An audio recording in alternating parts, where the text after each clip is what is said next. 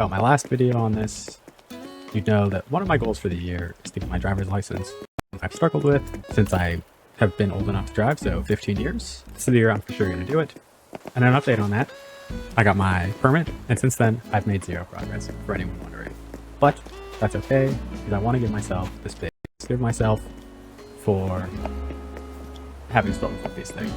That's not what this video is about. I wanted to talk about my new experience with my therapist, which I've been really liking, and one of my other major goals, which is putting myself out there and getting out of my comfort zone. So the first video I made on this, I had not started seeing my therapist yet. I had set up an appointment with them, but I had not had my first session of therapy yet. I now have 3 sessions. I think it's going really well. I like them a lot, and I think that it's helping me a ton.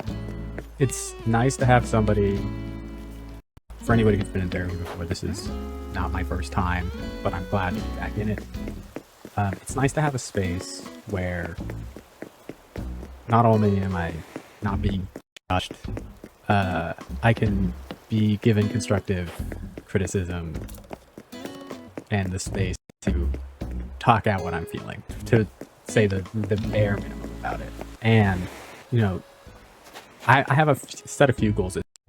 One of my biggest ones is getting my driver's license, because I think it's really important to do so. However, and this kind of ties into some of my other goals, is I have, as I've gotten older, started to become a little bit more like insular as a person, a little bit more of a hermit.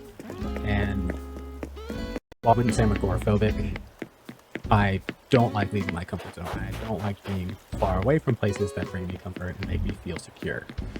So this year, one of my major things to do that, to leave my comfort zone, to put myself out there more. Which is hard, but that's one of the goals with these videos, which I didn't think I would be making another one on, but it allows me the space to be vulnerable, as well as put myself out there in a low risk way.